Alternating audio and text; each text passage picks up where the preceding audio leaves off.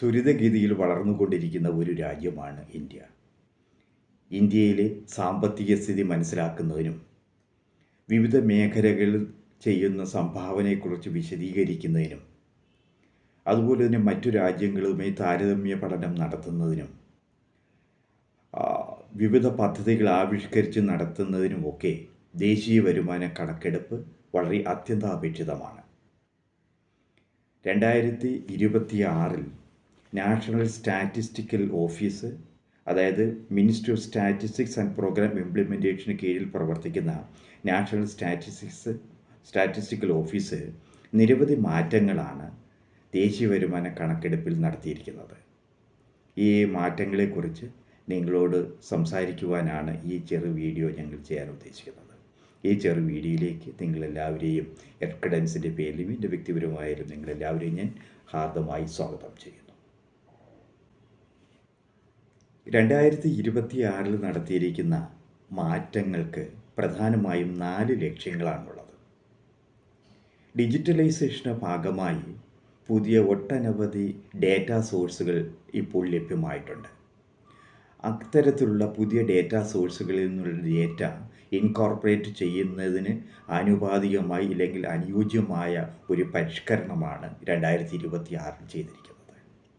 അത് ഇൻകോർപ്പറേറ്റ് ചെയ്യുക എന്നുള്ളതാണ് ആദ്യത്തെ ലക്ഷ്യം. രണ്ടാമത്തെ ലക്ഷ്യമെന്ന് പറയുന്നത് അടുത്ത കാലത്തായി 2011 ശേഷം നിരവധി ഘടനാപരമായ പ്രത്യേകതകൾ ഇന്ത്യക്ക് സ്വന്തമായിട്ടുണ്ട്.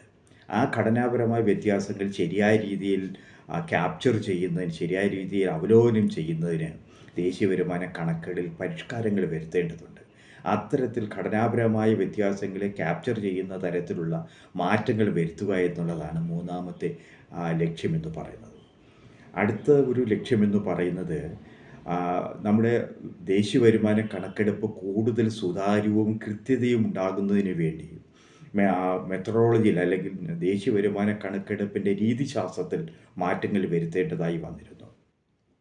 ആ രീതിശാസ്ത്രത്തിൽ മെത്തഡോളജിയിൽ കാലോചിതമായ മാറ്റങ്ങൾ വരുത്തി കൂടുതൽ കൃത്യത ഉറപ്പാക്കുന്നതിന് വേണ്ടിയുള്ള നീതിശാസ്ത്രത്തിൽ വരുത്തുന്ന മാറ്റങ്ങൾ ഇൻകോർപ്പറേറ്റ് അല്ലെങ്കിൽ മാറ്റങ്ങൾക്ക് അനുയോജ്യമായി വരുത്തുക എന്നുള്ളതാണ് മറ്റൊരു ലക്ഷ്യമെന്ന് പറയുന്നത്.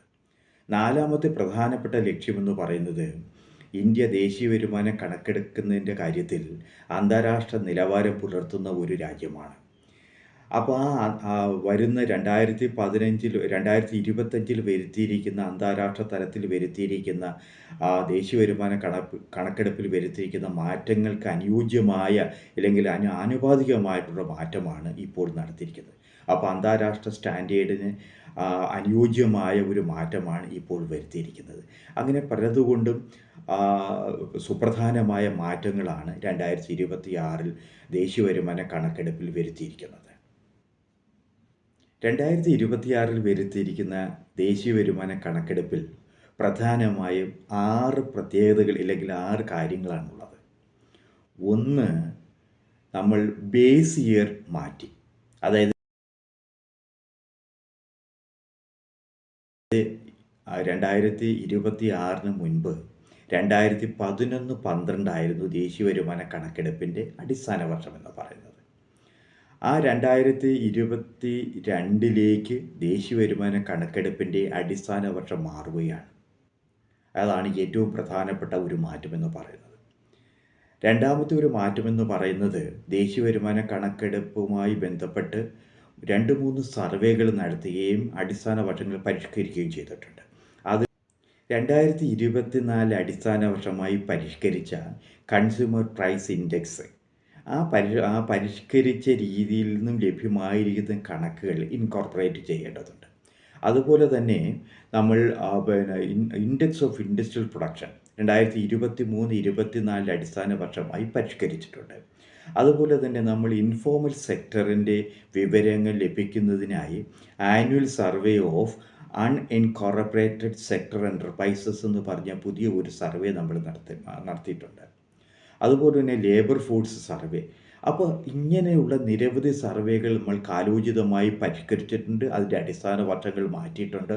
അപ്പോൾ ഇങ്ങനെ നടത്തിയിരിക്കുന്ന അത് പിന്നെ ഇൻഡെക്സ് ഓഫ് ഇൻഡസ്ട്രിയൽ പ്രൊഡക്ഷൻ്റെ കാര്യത്തിലായാലും ശരി, ലേബർ ഫോഴ്സ് സർവേയുടെ കാര്യത്തിലായാലും ശരി, കൺസ്യൂമർ പ്രൈസ് ഇൻഡെക്സിൻ്റെ കാര്യത്തിലായാലും ശരി, annual survey of unincorporated sector എൻ്റർപ്രൈസസിൻ്റെ കാര്യത്തിലായാലും ശരി, ലഭ്യമായിരിക്കുന്ന വിവരങ്ങൾ ശരിയായ തോതിൽ ഇൻകോർപ്പറേറ്റ് ചെയ്യണമെങ്കിൽ ദേശീയ വരുമാന കണക്കെടുപ്പിൻ്റെ മെത്തഡോളജിയിൽ മാറ്റം വരുത്തേണ്ടതായിട്ടുണ്ട്. അത്തരത്തിലുള്ള മാറ്റം വരുത്തുക എന്നുള്ളതാണ് ഈ 2026 നടത്തിയിരിക്കുന്ന പരിഷ്കാരത്തിൽ പരിഷ്കാരത്തിൻ്റെ ഭാഗമായി നടത്തിയിരിക്കുന്ന പരിഷ്കാരങ്ങൾ ഇവയാണ്.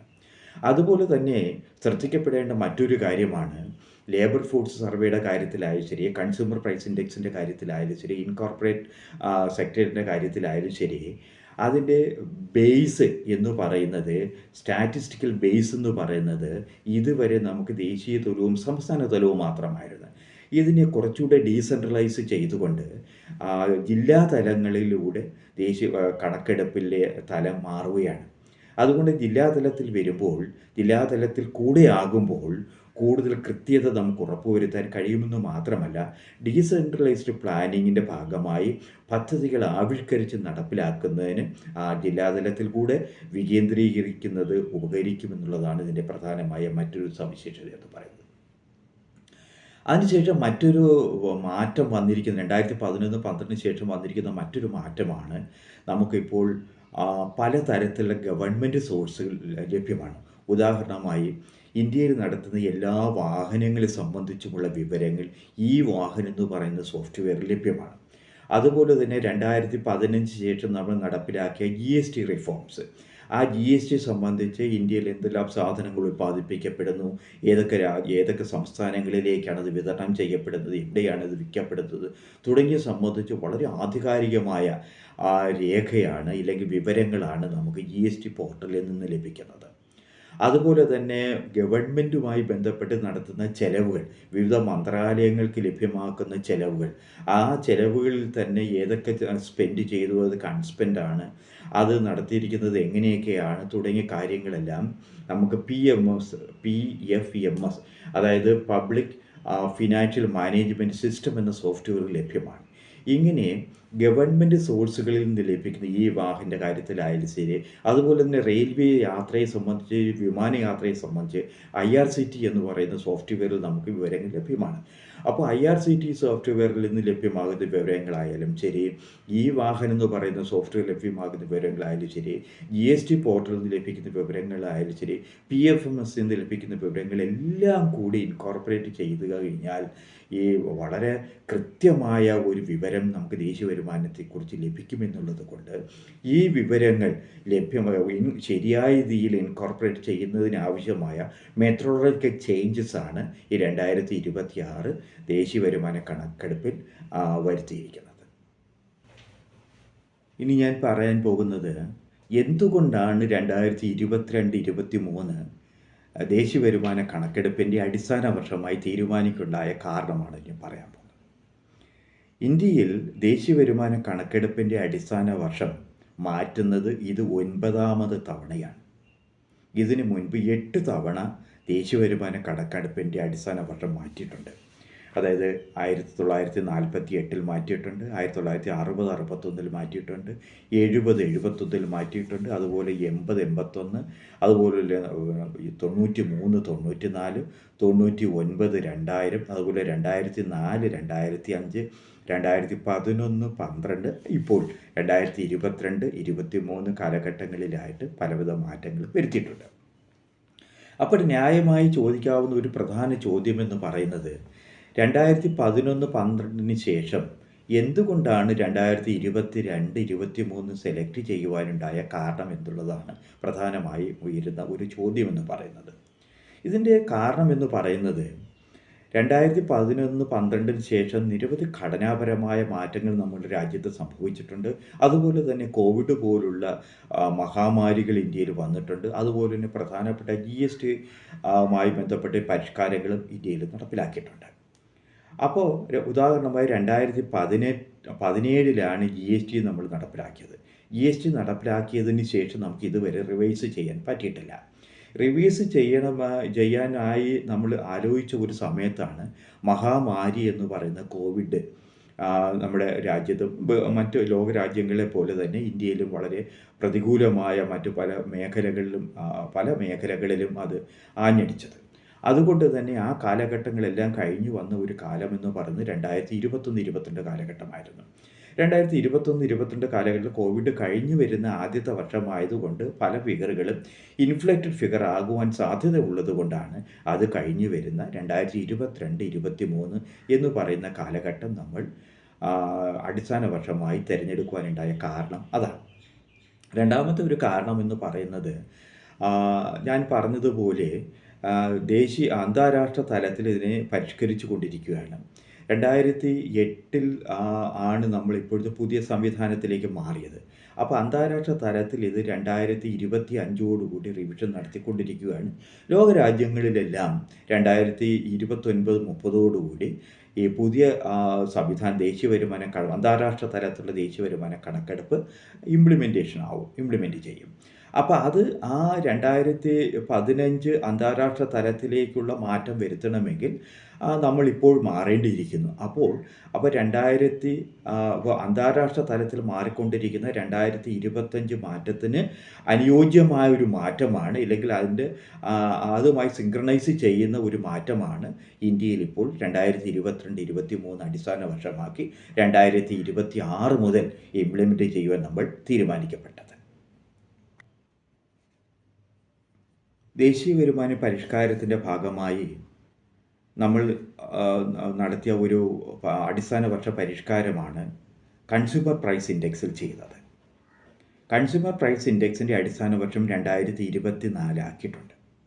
കൺസ്യൂമർ പ്രൈസ് ഇൻഡെക്സിൽ ഇതിനു മുൻപ് 299 സാധനങ്ങൾ സേവനങ്ങളുമാണ് ഉൾപ്പെടുത്തിയിരുന്നതെങ്കിൽ ഇപ്പോൾ നമ്മൾ പരിഷ്കരിച്ചിരിക്കുന്ന കൺസ്യൂമർ പ്രൈസ് ഇൻഡെക്സിൻ്റെ 2024 അടിസ്ഥാന വർഷമായി പരിഷ്കരിച്ചിരിക്കുന്നതിൽ 358 സാധനങ്ങളാണ് ഉൾപ്പെടുത്തിയിരിക്കുന്നത്. അതായത് 308 സാധനങ്ങളും 50 സേവനങ്ങളുമാണ് ഉൾപ്പെടുത്തിയിരിക്കുന്നത്. ഇതിൽ പുതിയതായി പല സാധനങ്ങളും, അതായത് നമ്മൾ ഇപ്പോൾ കൂടുതലായി ഉപയോഗിക്കുന്ന പല സാധനങ്ങളും ഉൾപ്പെടുത്തി. ഉദാഹരണമായി OTT പ്ലാറ്റ്ഫോം, അതുപോലെ തന്നെ ഇലക്ട്രോണിക്സ് ഗുഡ്സ്, അതുപോലെ തന്നെ ഡിജിറ്റൽ ടെലികോം സർവീസസ്, അതുപോലെ തന്നെ മോഡേൺ ഡയറി പ്രോഡക്ട്സ് തുടങ്ങിയവ നമ്മൾ പുതിയതായി ഉൾപ്പെടുത്തുകയും CD, അതുപോലെ തന്നെ VCR തുടങ്ങിയ കാലഹരണപ്പെട്ട ഇപ്പോൾ ഉപയോഗിക്കാത്ത സാധനങ്ങളെല്ലാം നമ്മളത് ലിസ്റ്റ് ഡിലീറ്റ് ചെയ്യുകയും ചെയ്തിട്ടുണ്ട്. അപ്പോൾ അങ്ങനെ പുതിയ രീതിയിലുള്ള കൺസ്യൂമർ പ്രൈസ് ഇൻഡെക്സ് 2026 ഫെബ്രുവരിയിൽ ഫസ്റ്റ് റിലീസ് നടത്തുകയും ചെയ്തിട്ടുണ്ട്. അപ്പോൾ അതാണ് ഇതുമായി ബന്ധപ്പെട്ട് നടത്തിയ പുതിയ ഒരു പരിഷ്കാരമെന്ന് പറയുന്നത്. രണ്ടാമത് നടത്തിയ ഒരു സർവേയാണ് ASUS എന്ന് പറയുന്ന സർവേ. അതായത് annual survey of unincorporated sector enterprises എന്നാണ് അതിൻ്റെ ASUSൻ്റെ ഫുൾ ഫോം എന്ന് പറയുന്നത്. അതായത് അസംഘടിത മേഖലയിൽ പ്രവർത്തിക്കുന്നവരുടെ തൊഴിലാളികളുടെ എണ്ണമാണ് വളരെ കൂടുതൽ. സംഘടിത മേഖലയിൽ പ്രവർത്തിക്കുന്ന തൊഴിലാളികളെക്കായി കൂടുതൽ പ്രവർത്തിക്കുന്ന അസംഘടിത മേഖലയിലാണ്.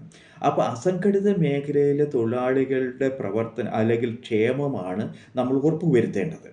അപ്പോൾ അതിനു വേണ്ടി നമ്മൾ നിരവധി നിയമനിർമ്മാണങ്ങൾ നടത്തിയിട്ടുണ്ട്, പലവിധ വെൽഫെയർ മെഷേഴ്സും നടത്തിയിട്ടുണ്ട്. പക്ഷേ ഒരു ശരിയായ കണക്കെടുപ്പ് നമ്മൾ ഇതുവരെ നടത്തുവാൻ നമുക്ക് കഴിഞ്ഞിട്ടില്ല. അതുകൊണ്ട് തന്നെ പുതിയ ASUS എന്ന് പറയുന്ന സർവേയിൽ നമ്മൾ അസംഘടിത ഇൻഫോർമൽ സെക്ടറിൽ ജോലി ചെയ്യുന്നവരെ സംബന്ധിച്ച് വിശദമായ കണക്കെടുപ്പുകൾ നടത്തിയിട്ടുണ്ട്. ആ കണക്കെടുപ്പിൽ നിന്ന് ലഭ്യമായ വിവരങ്ങൾ ഇൻകോർപ്പറേറ്റ് ചെയ്യുക എന്നുള്ളതാണ് ഇതിനകത്ത് നമ്മൾ ചെയ്തിരിക്കുന്ന മറ്റൊരു കാര്യമെന്ന് പറയുന്നത്. അതുപോലെ തന്നെ മറ്റൊരു മാറ്റമാണ് ഇൻഡെക്സ് ഓഫ് ഇൻഡസ്ട്രിയൽ പ്രൊഡക്ഷൻ. അത് 2023-24 വർഷം വെച്ചാണ് പരിഷ്കരിച്ചിരിക്കുന്നത്. അപ്പോൾ വ്യവസായ മേഖലയിൽ തന്നെ നിങ്ങൾക്ക് എല്ലാവർക്കും അറിയാവുന്നതുപോലെ തന്നെ നമ്മുടെ ഉപഭോഗ രീതിയിൽ ധാരാളം മാറ്റം വന്നിട്ടുണ്ട്. അപ്പോൾ ഉപഭോഗ രീതിയിൽ മാറ്റം വന്നതിനനുസരിച്ച് തന്നെ പലവിധ പുതിയ ഉൽപ്പന്നങ്ങൾ മാർക്കറ്റിൽ വരികയും അപ്പോൾ അത്തരത്തിൽ വ്യാവസായിക മേഖലയിൽ തന്നെ നിരവധി ഘടനാപരമായ വ്യത്യാസങ്ങൾ വന്നിട്ടുണ്ട്. അതുപോലെ തന്നെ പുതിയ വ്യവസായ മേഖലകൾ, പുതിയ സെക്ടേഴ്സ് ഉടലെടുത്തിട്ടുണ്ട്. നമ്മുടെ IT സെക്ടറിൻ്റെ ആയാലും ശരി, ചിപ്പിൻ്റെ ഉൽപ്പാദന മേഖലയിലായാലും ശരി, അങ്ങനെ നിരവധി മേഖലകളിലായി നിരവധി ഘടനാപരമായ വ്യത്യാസങ്ങൾ വന്നിട്ടുണ്ട്. ആ ഘടനാപരമായ വ്യത്യാസങ്ങളെ ശരിയായ രീതിയിൽ നമുക്ക് ക്യാപ്ചർ ചെയ്യുന്നതിന് വേണ്ടിയാണ് ഇൻഡെക്സ് ഓഫ് ഇൻഡസ്ട്രിയൽ പ്രൊഡക്ഷൻ എന്ന് പറയുന്ന അത് നമ്മൾ 2023-24 അടിസ്ഥാന വർഷമായി നമ്മൾ പരിഷ്കരിച്ചത്. ആ പരിഷ്കൃതമായി അല്ലെങ്കിൽ പരിഷ്കരിച്ച് കിട്ടുന്ന വിവരങ്ങൾ കൂടി ഇൻകോർപ്പറേറ്റ് ചെയ്യുക എന്നുള്ളതാണ് നമ്മൾ മെത്തഡോളജികൾ മാറ്റിയിരിക്കുന്ന മറ്റൊരു കാര്യമെന്ന് പറയുന്നത്. ഇതുമായി ബന്ധപ്പെട്ട് പറയുവാൻ ആഗ്രഹിക്കുന്ന മറ്റൊരു കാര്യമെന്ന് പറയുന്നത് കോർപ്പറേറ്റ് മേഖലയുമായി ബന്ധപ്പെട്ടതാണ്. കോർപ്പറേറ്റ് മേഖലയിൽ ഇന്നലെ വരെ നമ്മൾ ചെയ്തുകൊണ്ടിരുന്നത്, കോർപ്പറേറ്റ് മേഖലയിൽ ഒന്നാകെ കണ്ടുകൊണ്ട് നമ്മൾ അതിൽ നിന്ന് വരുന്ന ഒരു റവന്യൂ ജനറേഷൻ ഒന്നായി കൊടുത്തുകൊണ്ടാണ് ഇരുന്നത്. ഉദാഹരണമായി ടാറ്റ എന്ന് പറയുന്ന ഗ്രൂപ്പ്, ടാറ്റ ഗ്രൂപ്പിന് പലവിധ കമ്പനികളുണ്ട്. ഒന്ന് Tata iron and steel industries പ്രവർത്തിക്കുന്നു, ടാറ്റ സ്റ്റീൽ പ്രവർത്തിക്കുന്നു, TCS പ്രവർത്തിക്കുന്നു. അങ്ങനെ നിരവധി മേഖലയിൽ അവിടെ പ്രവർത്തനങ്ങൾ കാഴ്ചവെക്കുന്നുണ്ട്. അപ്പോൾ കഴിഞ്ഞ 2011 അടിസ്ഥാന വർഷമായി നമ്മൾ നടത്തിക്കൊണ്ടിരുന്ന ദേശീയ വരുമാന കണക്കെടുപ്പിൽ ടാറ്റ ഗ്രൂപ്പിൽ നിന്ന് റവന്യൂ ഷെയറിംഗ് അല്ലെങ്കിൽ റവന്യൂ ജനറേഷൻ ഒന്നിച്ചാണ് കൊടുത്തുകൊണ്ടിരുന്നത്. പക്ഷേ ഇപ്പോഴൊന്ന് government of India MGT7 or MGT7A എന്ന ഫോം നിർബന്ധമാക്കുകയും ഓരോ മേഖലയിൽ നിന്നും, അതായത് അയൺ ആൻഡ് സ്റ്റീൽ ഇൻഡസ്ട്രിയൽ മേഖലയിൽ നിന്നുണ്ടായ റവന്യൂ ജനറേഷൻ എത്രയാണ്, ടാറ്റ സ്റ്റീലിൽ നിന്ന് അല്ലെങ്കിൽ ടാറ്റ സാൾട്ടിൽ നിന്നുണ്ടായ ജനറേഷൻ എത്രയാണ്, ടാറ്റ മോട്ടേഴ്സിൽ നിന്നുണ്ടായ ജനറേഷൻ എത്ര, TCS. അപ്പോൾ അങ്ങനെ ഓരോ മേഖലകളും ബൈഫർക്കേറ്റ് അല്ലെങ്കിൽ വേർതിരിച്ചുകൊണ്ട് ആ ഓരോ മേഖലയിൽ നിന്നും വന്നിരിക്കുന്ന ആ റവന്യൂ ജനറേഷൻ പ്രത്യേകം എടുത്തുകൊണ്ടുള്ള കൃത്യതയ്ക്ക് വേണ്ടി ആണ് നമ്മൾ ചെയ്തിരിക്കുന്നത്. അത്തരത്തിലുള്ള ഘടനാപരമായ മാറ്റമാണ് മെത്തഡോളജിയിൽ വന്നിരിക്കുന്ന ഒരു മാറ്റം എന്ന് പറയുന്നത്. മെത്തഡോളജിയിൽ വന്നിരിക്കുന്ന മറ്റൊരു മാറ്റമാണ് സിംഗിൾ എക്സ്ട്രാപൊലേഷൻ മെത്തേഡും ഡബിൾ ഡിഫ്ലേഷണറി മെഷറും നമ്മൾ ഇൻട്രൊഡ്യൂസ് ചെയ്യും. ഇതിനകത്ത് പ്രധാനമായും പ്രധാനമായി കൂടുതലായി പ്രയോജനപ്പെടുത്തിയിരുന്നത് ഡബിൾ ഇൻഫ്ലേഷൻ മെഷറാണ്. ഡബിൾ ഡിഫ്ലേഷൻ മെഷർ എന്ന് പറഞ്ഞു കഴിഞ്ഞാൽ ഇൻപുട്ടിലും ഔട്ട്പുട്ടിലും നമ്മൾ ആ ബേസ് ഇയറുമായി ഇല്ലെങ്കിൽ ഇൻഡെക്സുമായി ബന്ധപ്പെട്ട് നമ്മൾ ഡീഫ്ലേറ്റ് ചെയ്യുകയും ചെയ്യും. ഒരു ഉദാഹരണമായി എന്താണിതെന്ന് പറഞ്ഞു കഴിഞ്ഞാൽ, നമ്മൾ ഒരു പഞ്ചസാര ഫാക്ടറി എന്ന് പറയുന്നത് ഔട്ട്പുട്ടും പഞ്ചസാര ഫാക്ടറിയുടെ ഇൻപുട്ട് എന്ന് പറയുന്നത് കരിമ്പുമാണ്. അപ്പോൾ കരിമ്പിൻ്റെ ഇൻപുട്ട് വാല്യൂ എടുക്കുമ്പോൾ ആ കരിമ്പിൻ്റെ നമ്മൾ എന്ത് ചെയ്യുന്നു, ഇൻപുട്ടിൽ വന്നിരിക്കുന്ന ഇൻഡെക്സ് വെച്ച് നമ്മൾ കണക്ക് കൂട്ടുകയും അതുപോലെ തന്നെ പഞ്ചസാരയുടെ ഔട്ട്പുട്ടിൻ്റെ കാര്യത്തിൽ ഇൻഡെക്സ് വെച്ച് നമ്മൾ ഡീഫ്ലേറ്റ് ചെയ്യുകയും ചെയ്യും. അപ്പോൾ ഡബിൾ ഡിഫ്ലേറ്ററി മെഷർ എന്ന് പറഞ്ഞു കഴിഞ്ഞാൽ ഡീഫ്ലേഷൻ ഇൻപുട്ടിലും നടത്തും, ഡിഫ്ലേഷൻ ഔട്ട്പുട്ടിലും നടത്തുന്ന രീതിയാണ് ഡബിൾ ഡിഫ്ലേറ്ററി മെഷർ എന്ന് പറയുന്നത്. ഇത് കൂടുതൽ കൃത്യതയ്ക്ക് വേണ്ടി ചെയ്യുന്നതായിട്ട് ഇൻഫ്ലേറ്ററി ഫിഗർ ഉണ്ടാകാതിരിക്കാൻ വേണ്ടിയാണ് ഡബിൾ ഡിഫ്ലേറ്ററി മെഷർ നമ്മൾ പുതിയതായി ദേശീയ വരുമാന കണക്കെടുപ്പിൽ ഇൻകോർപ്പറേറ്റ് ചെയ്തിരിക്കുന്നത്. അതുപോലെ വലിയൊരു മാറ്റം വരുത്തിയിരിക്കുന്നത്, നമ്മൾ കാലാകാലങ്ങളിലായി കൺസ്യൂമർ പ്രൈസ് ഇൻഡെക്സ് നമ്മൾ നടത്താറുണ്ട്. അതുപോലെ തന്നെ പീരിയോഡിക്കൽ ലേബർ ഫുഡ് സർവേ നമ്മൾ നടത്താറുണ്ട്. അങ്ങനെയുള്ള നിരവധി സർവേകൾ നമ്മൾ നാഷണൽ സാമ്പിൾ സർവേ ഓർഗനൈസേഷനും അങ്ങനെ പല മന്ത്രാലയങ്ങളിൽ കാലാകാലങ്ങളിൽ നമ്മൾ സർവേകൾ നടത്താറുണ്ട്. ഒരു വർഷം നമ്മളൊരു സർവേ നടത്തിയതിന് ശേഷം അടുത്ത സർവേ വരെ ഉള്ള കാലഘട്ടം ചിലപ്പോൾ 5 വർഷമായിരിക്കും, ചിലപ്പോൾ 5-10 വർഷം കഴിഞ്ഞിട്ടായിരിക്കും നമ്മൾ ആ സർവേ നടത്തുന്നത്. അപ്പോൾ അതുവരെയുള്ള കാലഘട്ടത്തിലേക്കായി നമ്മൾ ചെയ്തുകൊണ്ടിരിക്കുന്നത് ഒരു അടിസ്ഥാന വർഷത്തെ ഫിഗറുകൾ എടുക്കുകയും നമ്മൾ ഗ്രോത്ത് റേറ്റ് കണ്ടുപിടിച്ചതിന് ശേഷം പിന്നുള്ള വർഷങ്ങളിലേക്ക് അനുമാന രീതി ഉപയോഗിച്ച് ഫിഗറുകൾ കണ്ടുപിടിക്കുകയാണ് ചെയ്തുകൊണ്ടിരുന്നത്. അപ്പോൾ അടുത്ത വർഷം വരെയുള്ള കാലഘട്ടത്തെ കണക്കുകളെന്ന് പറഞ്ഞ് ഒരു അനുമാന രീതി ഉപയോഗിച്ചാണ് നമ്മൾ കണക്കൂട്ടിക്കൊണ്ടിരുന്നത്. അപ്പോൾ അത് ലേബർ ഫോഴ്സ് സർവേ ആയാലും ശരി, കൺസ്യൂമർ പ്രൈസ് ഇൻഡെക്സിൻ്റെ കാര്യത്തിലായാലും ഒക്കെ നമ്മളിങ്ങനെയാണ് ചെയ്തുകൊണ്ടിരുന്നത്. ഈ രീതിക്ക് മാറ്റം വരുത്തുകയാണ്. എല്ലാ വർഷവും ആനുവൽ സർവേ നടത്താൻ തീരുമാനിച്ചു എന്ന് മാത്രമല്ല, ഈ സർവേകൾ നടത്തി കഴിഞ്ഞു കഴിഞ്ഞാൽ അത് കൃത്യമായും പുറത്തിറക്കേണ്ട ദിവസവും നമ്മൾ തീരുമാനിക്കപ്പെട്ടിട്ടുണ്ട്. അതായത് ഒരു ആനുവൽ സർവേ നടത്തി കഴിഞ്ഞു കഴിഞ്ഞാൽ ആ സർവേയുടെ റിസൾട്ട് 90 120 ദിവസത്തിനകം പ്രസിദ്ധീകരിക്കണമെന്നും അത് ക്വാർട്ടർലി നടത്തുന്ന ഒരു സർവേ ആണെങ്കിൽ 45 ദിവസത്തിനും 60 ദിവസത്തിനും ഇടയ്ക്ക് അത് പ്രസിദ്ധീകരിക്കണമെന്നും, അല്ല മന്ത്ലി ഉള്ള സർവേ ആണെങ്കിൽ അത് 15 മുതൽ 30 ദിവസത്തിനകം പുറത്തിറക്കണമെന്നുമുള്ള നിയമവും കൂടി ഈ പരിഷ്കാരത്തിൻ്റെ ഭാഗമായി പുറത്തിറക്കിയിട്ടുണ്ട്. ഇത് എന്തിനു വേണ്ടിയാണെന്ന് പറഞ്ഞു കഴിഞ്ഞാൽ വിവരങ്ങൾ ശേഖരിക്കുന്നത് കൃത്യതയോടുകൂടി കാലഹരണപ്പെടുന്നതിന് മുമ്പ് പൊതുജനങ്ങൾക്കും അത് ദേശീയ വരുമാന കണക്കെടുക്കുന്ന ഏജൻസികൾക്കും അതുപോലെ തന്നെ ഗവേഷണ സ്ഥാപനങ്ങൾക്ക് ലഭ്യമാക്കുന്നതിന് കൂടി വേണ്ടിയാണ് നമ്മളിത് ചെയ്തിരിക്കുന്നത്. അതുപോലെ തന്നെ ഞാൻ മുമ്പ് പറഞ്ഞതുപോലെ നമുക്ക് ധാരാളമായി ഗവൺമെൻറ് സോഴ്സുകൾ ഇപ്പോൾ ലഭ്യമായിട്ടുണ്ട്. അതായത് ഈ വാഹൻ ഇന്ത്യയിലുള്ള എല്ലാ വാഹനങ്ങളെ സംബന്ധിച്ചുള്ള വിവരങ്ങൾ ഈ വാഹൻ എന്ന് പറയുന്ന സോഫ്റ്റ്വെയർ ലഭ്യമാണ്.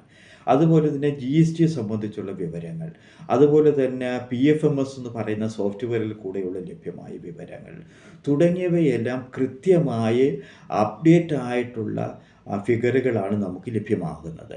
അപ്പോൾ അത്തരത്തിലുള്ള ഈ വാഹനായാലും ശരി, IRCTയിൽ നിന്നായാലും ശരി, PFMS നിന്നായാലും ശരി തുടങ്ങിയവയിൽ നിന്ന് ഗവൺമെൻറ് സോഴ്സുകളിൽ നിന്ന് ലഭിക്കുന്ന തുകകൾ അല്ലെങ്കിൽ ഫിഗറുകൾ കൃത്യമായും അപ്ഡേറ്റഡ് ആയി നമ്മൾ ദേശീയ വരുമാനം കണക്കെടുപ്പിൽ ഉൾപ്പെടുത്തുക എന്നുള്ളതാണ് മെട്രോളജിക്കൽ ചേഞ്ചിൽ വരുത്തിക്കുന്ന മറ്റൊരു മാറ്റമെന്ന് പറയുന്നത്. അതുപോലെ തന്നെ വന്നിരിക്കുന്ന മറ്റൊരു മാറ്റമാണ് PFMSനെ സംബന്ധിച്ച്. PFMSൽ കഴിഞ്ഞ വർഷങ്ങളിലൊക്കെ ചെയ്തുകൊണ്ടിരുന്നത് ഗവൺമെൻറ് ഓരോ മന്ത്രാലയങ്ങൾക്കുമായി അലോക്കേറ്റ് ചെയ്യുവാനായി ഉദ്ദേശിക്കുന്ന ഫിഗറുകൾ ലഭ്യമാക്കുമായിരുന്നു. അതിൽ നിന്നും എത്ര രൂപ അലോക്കേറ്റ് ചെയ്തുവെന്നോ അതിൽ നിന്നും എത്ര രൂപ സ്പെൻഡ് ചെയ്തുവെന്നോ അതിന് എത്ര രൂപ അൺസ്പെൻഡായി കിടപ്പുണ്ടോ എന്നുള്ള വിവരങ്ങളൊന്നും ലഭ്യമായിരുന്നില്ല. പക്ഷേ അതിന് PMS വന്നതോടുകൂടി അതിനൊരു മാറ്റം സംഭവിച്ചിരിക്കുകയാണ്. ഓരോ മന്ത്രാലയങ്ങൾക്കും സംസ്ഥാന മന്ത്രാലയങ്ങൾക്ക് എത്രയാണ് കൊടുത്തിരിക്കുന്നത്, ഓരോ ഡിപ്പാർട്ട്മെൻറ്റുകൾക്ക് എത്രയാണ് കൊടുത്തിരിക്കുന്നത്, അതിൽ നിന്നും എത്ര ആൾറെഡി ട്രാൻസ്ഫർ ചെയ്ത് കഴിഞ്ഞു, ഇനി എത്ര ട്രാൻസ്ഫർ ചെയ്യുവാനുണ്ട്, ട്രാൻസ്ഫർ ചെയ്തതിൽ തന്നെ എത്ര അവർ സ്പെൻഡ് ചെയ്തു കഴിഞ്ഞു, അൺസ്പെൻഡ് എമൗണ്ട് എത്ര തുടങ്ങിയ കാര്യങ്ങളെല്ലാം കൃത്യമായും ക്യാപ്ചർ ചെയ്യുവാൻ വേണ്ടിയുള്ള ഒരു മെക്കാനിസമാണ് PFMS എന്ന് പറയുന്ന സോഫ്റ്റ്വെയറിൽ ലഭ്യമായിരിക്കുന്നത്. അപ്പോൾ കാരണമെന്ന് പറയുന്നത് ഗവൺമെൻറ് സേവന മേഖല എന്ന് പറയുന്നത് ഇന്ത്യയെ സംബന്ധിച്ച് വളരെ പ്രധാനപ്പെട്ട ഒരു മേഖലയാണ്. അതായത് 50% ദേശീയ വരുമാനം കോൺട്രിബ്യൂട്ട് ചെയ്യുന്നത് സേവന മേഖലയിൽ നിന്നുമാണ്. അതും സേവന മേഖലയിൽ തന്നെ ഗവൺമെൻറ്റിൻ്റെ ഇൻ്റർഫിയറൻസ് അത് അതായത് സെൻട്രൽ ഗവൺമെൻറ് പ്രോഗ്രാംസ് ആയാലും ശരി, സ്റ്റേറ്റ് ഗവൺമെൻറ് പ്രോഗ്രാംസ് ആയാലും ശരി, LSC പ്രോഗ്രാംസ് ആയാലും ശരി, അതുപോലെ തന്നെ ഓട്ടോണമസ് മേഖലയിൽ പ്രവർത്തിക്കുന്ന ഏജൻസികളുടെ പ്രവർത്തനമായാലും ശരി, വലിയ ഒരു ഫണ്ടാണ് പൊതുജനക്ഷേമത്തിനായി പൊതുവില പ്രവർത്തനങ്ങൾക്കുമായി ലഭ്യമാക്കുന്നത്. അതുകൊണ്ട് തന്നെ ആ സേവന മേഖലയിലുള്ള ഗവൺമെൻറ്റിൻ്റെ ഇൻ്റർഫിയറൻസ് കൃത്യമായും അത് ഇൻകോർപ്പറേറ്റ് ചെയ്യുന്നതിനാണ് PMS എന്ന് പറയുന്ന സോഫ്റ്റ്വെയറിൽ നിന്ന് ലഭ്യമായ വിവരങ്ങൾ ഇൻകോർപ്പറേറ്റ് ചെയ്യുവാനായി ദേശീയ വരുമാന കണക്കെടുപ്പ് സമിതി തീരുമാനിക്കപ്പെട്ടിരിക്കുന്നത്. അതുപോലെ തന്നെ PFMSുമായി പറയേണ്ട മറ്റൊരു കാര്യമെന്ന് പറയുന്നത് ഈ നമ്മുടെ റൂറൽ ഏരിയയിലായാലും ശരി, അർബൻ ഏരിയയിലായാലും ശരി, റെൻ്റൽ ഹൗസുകളുടെ വിവരങ്ങൾ, അതുപോലെ തന്നെ ഹൗസിംഗ് മേഖലയ്ക്ക് ലഭ്യമായിരിക്കുന്ന പണത്തിൻ്റെ വിവരങ്ങൾ, അതുപോലെ തന്നെ നിങ്ങൾക്കെല്ലാവർക്കും അറിയാവുന്നതുപോലെ സെൻട്രൽ ഫിനാൻസ് കമ്മീഷൻ ആയാലും ശരി, സ്റ്റേറ്റ് ഫിനാൻസ് കമ്മീഷനും ആയാലും ശരി, ഒരു വലിയ ഫണ്ടാണ് ലോക്കൽ സെൽഫ് ഗവൺമെൻറ്റുകൾക്ക് ലഭ്യമാക്കിക്കൊണ്ടിരിക്കുന്നത്. അതുകൊണ്ട് തന്നെ ലോക്കൽ സെൽഫ് ഗവൺമെൻറ്റുകൾക്ക് ലഭ്യമായിരിക്കുന്ന അത് സ്റ്റേറ്റ് ഫിനാൻസ് കമ്മീഷൻ മുഖേന ആയാലും ശരി, സെൻട്രൽ ഫിനാൻസ് കമ്മീഷൻ മുഖേന ആയാലും ശരി, ലഭ്യമായിരിക്കുന്ന ഫണ്ടിനെ സംബന്ധിച്ചും കൃത്യമായ കണക്കുകൾ ദേശീയ വരുമാന കണക്കെടുപ്പിൽ ഉൾപ്പെടുത്തുവാനാണ് 2026 വരുത്തുന്ന പരിഷ്കാരമെന്ന് പറയുന്നത്. അപ്പോൾ അതുപോലെ തന്നെ മറ്റൊരു കാര്യം ഞാൻ മുമ്പ് സൂചിപ്പിച്ചൊരു കാര്യമാണ് നമ്മുടെ തലമെന്ന് പറയുന്നത്, അതായത് നമ്മുടെ സ്റ്റാറ്റിസ്റ്റിക്കൽ തലമെന്ന് പറയുന്നത് ആ ജില്ലാതലം കൂടി ഉൾപ്പെടുത്തുന്നതോടുകൂടി ഇതിന് കൂടുതൽ ദേശീയ വരുമാന കണക്കെടുപ്പിന് കൂടുതൽ കൃത്യം ലഭിക്കുമെന്നുള്ളതാണ് ഒരു അനുമാനമെന്ന് പറയുന്നത്. ഇങ്ങനെയുള്ള ഒട്ടനവധി പരിഷ്കാരങ്ങളാണ് ദേശീയ വരുമാന കണക്കെടുപ്പിൽ 2026 വരുത്തിയിരിക്കുന്നത്. അപ്പോൾ ഈ 2026 വരുത്തിയിരിക്കുന്ന മാറ്റങ്ങൾക്ക് അനുയോജ്യമായി, അല്ലെങ്കിൽ അതിന് ആ കണക്കെടുപ്പിൻ്റെ അടിസ്ഥാനത്തിലാണ് ഇപ്പോൾ അതായത് ഒക്ടോബർ മുതൽ ഡിസംബർ വരെയുള്ള തേർഡ് ക്വാർട്ടറിൻ്റെ കണക്കുകൾ സ്റ്റാറ്റിസ്റ്റിക്കൽ കമ്മീഷൻ ഓഫീസ് ലഭ്യമായിരിക്കുന്നത്. അതുപോലെ തന്നെ 2025-26 സെക്കൻഡ് അഡ്വാൻസ് എസ്റ്റിമേറ്റും ഈ 2022-23 വർഷത്തെ അടിസ്ഥാനമാക്കിയാണ് ലഭ്യമായിരിക്കുന്നത്. ഇവിടെ ഒരു കാര്യം കൂടി പറഞ്ഞിട്ട് ഞാനിത് അവസാനിപ്പിക്കുകയാണ്. അതായത് ഈ അടിസ്ഥാന വർഷം പരിഷ്കരിക്കുമ്പോൾ ദേശീയ വരുമാന കണക്കെടുപ്പിൽ മാറ്റങ്ങൾ വരുമോ എന്നുള്ളൊരു പ്രധാനമായ ഒരു ചോദ്യമാണ്. അതായത് 2011-12 നമ്മൾ കാൽക്കുലേറ്റ് ചെയ്ത് വെച്ചിരിക്കുന്ന ഫിഗറുകൾക്ക് മാറ്റം വരിക എന്നുള്ളതാണ് പ്രധാനമായും ഉണ്ടാകുന്ന ഒരു പ്രധാനമായ ചോദ്യം. അതായത് IMF 50 രാജ്യങ്ങളിൽ അടിസ്ഥാന വർഷം മാറ്റിയപ്പോൾ ഉണ്ടായ മാറ്റങ്ങളെക്കുറിച്ച് പഠനം നടത്തിയിരുന്നു 2 വർഷങ്ങൾക്ക് മുൻപ്. ആ പഠനത്തിൽ പറയുന്നത് അടിസ്ഥാന വർഷം മാറ്റുമ്പോൾ അതിന് മുൻപ് കാൽക്കുലേറ്റ് ചെയ്ത് വെച്ചിരിക്കുന്ന കണക്കുകളിൽ മാറ്റങ്ങൾ വരുവാനുള്ള സാധ്യതകൾ കൂടുതലാണ്. ചില വർഷത്തെ കണക്കുകൾ കൂടുകയും ചില വർഷത്തെ കണക്കുകൾ കുറയുകയും ചെയ്യുന്നത് സ്വാഭാവികമാണ്. അത്തരത്തിലുള്ളൊരു മാറ്റം ഇന്ത്യയിലും സംഭവിച്ചിട്ടുണ്ട്. അതായത് 2023-24 കണക്കുകൾ തന്നെ നമുക്ക് പരിശോധിക്കാം. ആദ്യമായി 2011-12 അടിസ്ഥാന വർഷമായി കണക്കാക്കിയപ്പോൾ നമ്മുടെ വളർച്ചാ നിരക്കെന്ന് പറയുന്നത് 9.2%.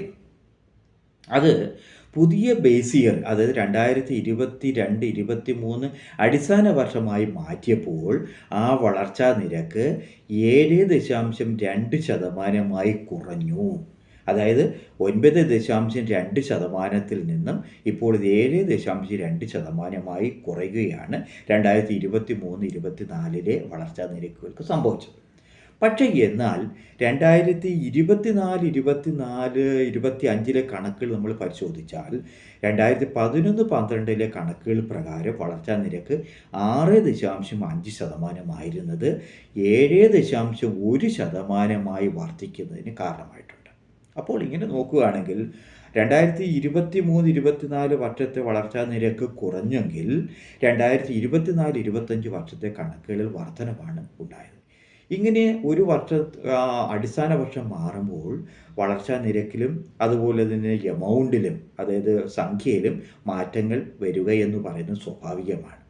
അപ്പോൾ ഇവ 2024 വരുത്തിയ മാറ്റങ്ങൾ, അതായത് അടിസ്ഥാന വർഷത്തെ മാറ്റമായാലും ശരി, ഇതിനോടൊപ്പം പരിഷ്കരിച്ച കൺസ്യൂമർ പ്രൈസ് ഇൻഡെക്സിൻ്റെ മാറ്റമായാലും ശരി, പുതിയ സർവേയുടെ കാര്യത്തിലായാലും ശരി, പീരിയോഡിക്കൽ സർവേയുടെ കാര്യത്തിലായാലും ശരി, മെത്തഡോളജിക്കൽ വന്നിരിക്കുന്ന മാറ്റങ്ങൾ ആയാലും ശരി, ഗവൺമെൻറ്റിൻ്റെ പുതിയ സോഴ്സുകളിൽ നിന്ന് ഡേറ്റ ശേഖരിക്കുന്ന രീതിയിലേക്ക് മാറുമ്പോൾ ഉണ്ടാകുന്ന മാറ്റങ്ങൾ ഉൾപ്പെടുത്തിക്കൊണ്ട് പരിശോധിക്കുകയാണെങ്കിൽ, മാറ്റങ്ങൾ കൂടെ നമ്മൾ പരിശോധിക്കുകയാണെങ്കിൽ നിരവധി മാറ്റങ്ങളാണ് 2026 മന്ത്രാലയം വരുത്തിയിരിക്കുന്നത്. ഇത് ഡേറ്റയുടെ കൃത്യത ഉറപ്പുവരുത്തുന്നതിനും കാലോചിതമായ പരിഷ്കാരങ്ങൾ ഇൻകോർപ്പറേറ്റ് ചെയ്യുന്നതിനും കാരണമായിട്ടുണ്ട്. ഇത് നമ്മുടെ ദേശീയ വരുമാന കണക്കുകൾ കൂടുതൽ കൃത്യതയോടുകൂടി ലഭ്യമാകുന്നതിന് കാരണമാകുമെന്നുള്ള കാര്യത്തിൽ യാതൊരു സംശയവുമില്ല. അപ്പോൾ ഈ വീഡിയോ കേട്ടുകൊണ്ടിരുന്ന നിങ്ങൾക്ക് എല്ലാവർക്കും എഡ്കഡൻസിൻ്റെ പേരിലും എൻ്റെ വ്യക്തിപരമായ പേരിലും ഹാർദമായ നന്ദി രേഖപ്പെടുത്തുന്നു.